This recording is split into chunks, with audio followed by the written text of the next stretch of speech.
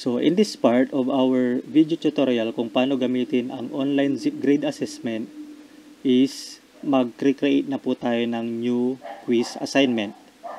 So as you can see, na-define na po natin at na-differentiate ang difference ni verified submission at ni open submissions. Okay po.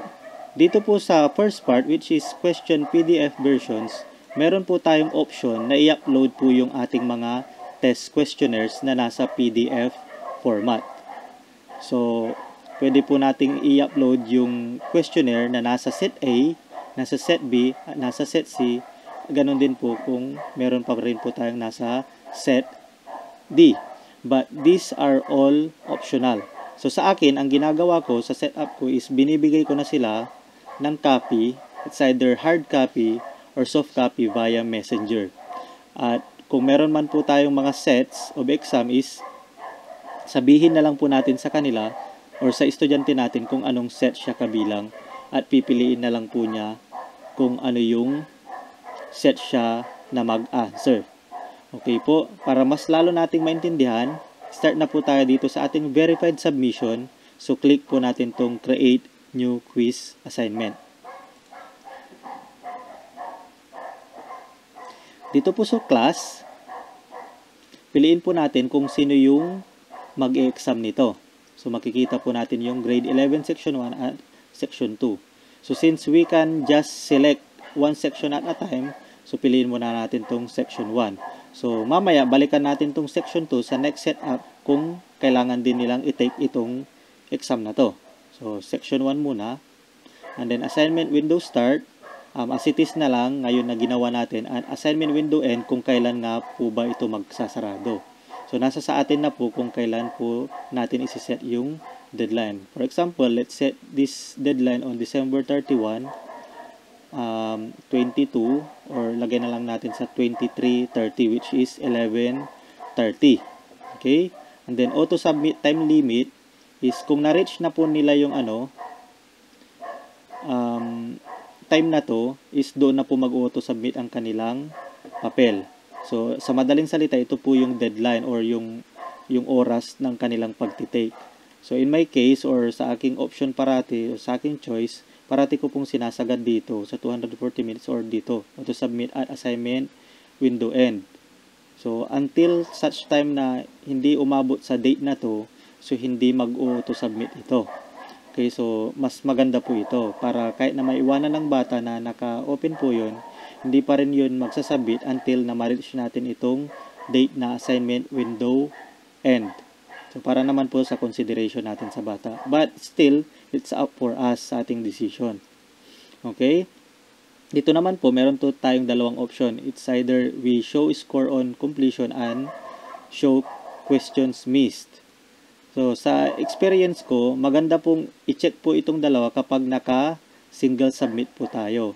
But sa akin, sa aking ginawa nung last, naka 2 submissions po ako. 2 beses po pwedeng makapag-submit ng exam po yung bata. So, hindi ko po ito chine-check itong show questions miss. Ito lang pong show score on completion. Kasi syempre, what if po kung i-retake pa rin niya yung isang set or same set na kanyang in-exam at nakita niya na yung na-miss niya, so syempre, magagat-all niya na po yun. So, yun po yung ating logic po dito.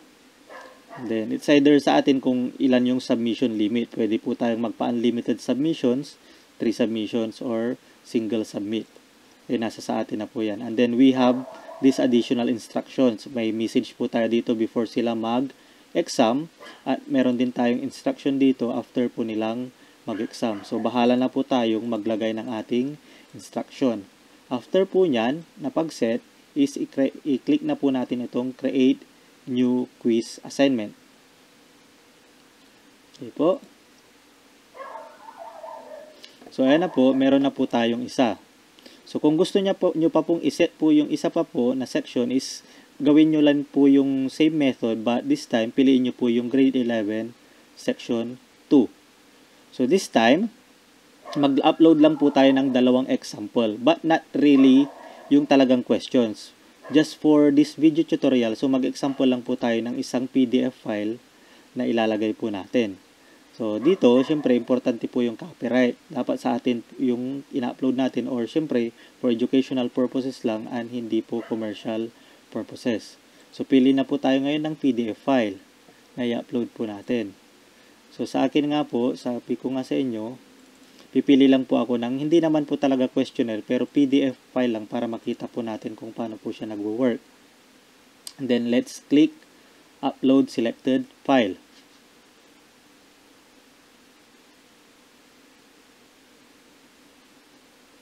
So, hintayin lang po natin habang nag-upload po ito.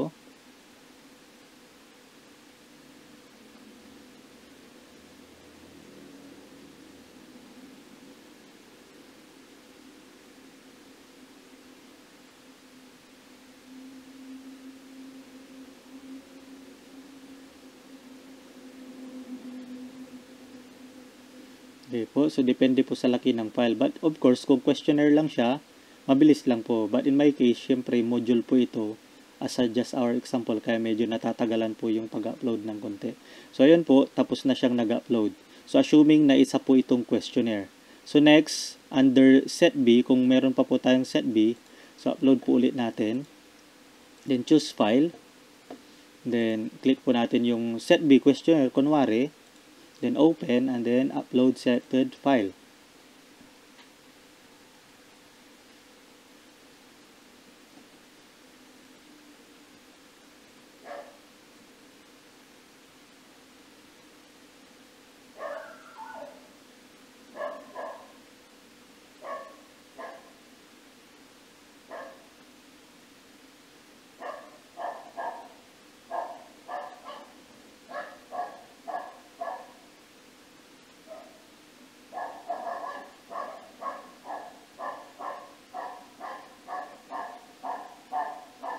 Okay po, so ayun.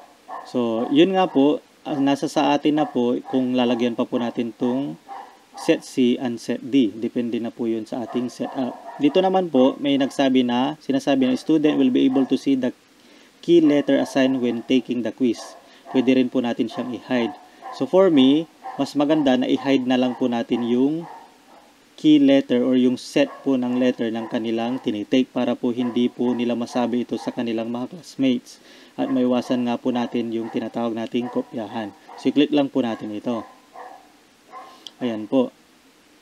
So, now, tapos na po tayong nakapag-upload ng ating mga exam at good to go na po tayo.